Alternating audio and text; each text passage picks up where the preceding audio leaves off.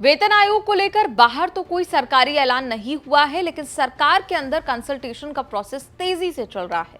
वेतन आयोग formally consultation शुरू करे, उससे सरकार और कर्मचारी संगठनों के बीच चर्चाएं हो रही हैं। करीब 45 लाख सरकारी कर्मचारियों और 68 लाख पेंशनर्स कर्मचारी संगठनों ने सरकार को विश लिस्ट सौंपी है। इस विश लिस्ट में जो डिमांड की गई है वो ऐसी है जिनकी चर्चा भी नहीं हो रही थी।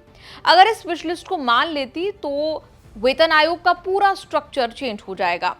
8वें वेतन आयोग में सैलरी इंक्रीमेंट को लेकर अभी सिर्फ फिटमेंट फैक्टर की बात हो रही है। नया फॉर्मूला स्टैंडर्ड कंजम्पशन यूनिट एससीयू चर्चा में आया है। स्टैंडर्ड कंजम्पशन यूनिट एससीयू का इस्तेमाल सैलरी रिस्ट्रक्चर करने के लिए होता है। पहले से सैलरी में इस फॉर्मूले का इस्तेमाल होता रहा है। अभी स्टैंडर्ड कंजम्पशन यूनिट 3 कैलकुलेट किया जाता है। सिफारिश है कि इसे बढ़ाकर 3.6 किया जाए। एक परिवार को कितने पैसे की जरूरत है, इसको कैलकुलेट करने का फॉर्मूला है स्टैंडर्ड कंजम्पशन यूनिट। अगर इसे बढ़ाया गया तो बेसिक सैलरी में बड़ा चेंज हो सकता है।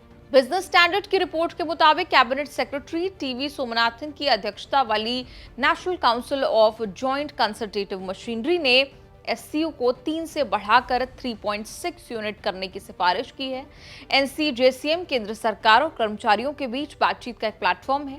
सरकार पॉलिसी बनाते समय एनसीजेसीएम की सिफारिशों पर विचार करती है, लेकिन जरूरी नहीं कि सरकार मान ही ले। फाइनल कॉल डीओपीटी और डिपार्टमेंट ऑफ एक्सपेंडिचर का होता है। एक और मामला पेंशन का है। 2004 में सरकार ने पेंशन का सिस्टम खत्म कर दिया था। सरकारी कर्मचारियों के लिए शेयर मार्केट से लिंक एनसीपी स्कीम की शुरुआत की थी। एनपीएस में पेंशन की व्यवस्था नहीं है। 20 साल तक एनपीएस के खिलाफ हल्ला होता रहा। अब जाकर सरकार ने पेंशन ग्रेच्युटी देने के लिए यूपीएस यूनिफाइड पेंशन स्कीम शुरू की है। 8वें वेतन आयोग की हलचल तेज होने के साथ सरकारी कर्मचारियों के संगठनों ने सरकार पर प्रेशर बनाया कि 2004 के बाद जिन लोगों ने सरकारी नौकरी ज्वाइन की थी उनको पुरानी पेंशन बहाल की जाए। दूसरी बड़ी मांग ये है कि ओट पेंशन की तरह ऐसा सिस्टम बनाया जाए कि हर 5 साल में कर्मचारियों की सैलरी खुद बढ़ जाए। अभी 10-10 साल में वेतन आयोग बनता है, मतलब सैलरी रिस्ट्रक्चर में 10 साल का समय लगता है। कर्मचारी संगठनों ने 5 साल की मांग उठाई है। रिटायरमेंट के समय कर्मचारियों को एक मुश्त पैसे देने का एक तरीका है कंप्यूटेड पेंशन।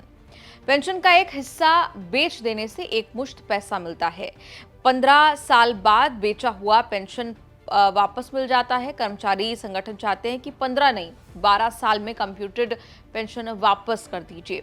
सरकारी नौकरी में बड़ी राहत है सीजीएचएस फैसिलिटी, यानी सरकार दर पर इलाज की सुविधा। ये सुविधा सर्विस के दौरान और रिटायरमेंट के बाद भी फैमिली को मिलती है। सीजीएचएस फैसिलिटी में सिस्टम यह है कि पहले अपने खर्च पर इलाज करा लीजिए, बाद में सरकार से रिफंड ले लीजिए।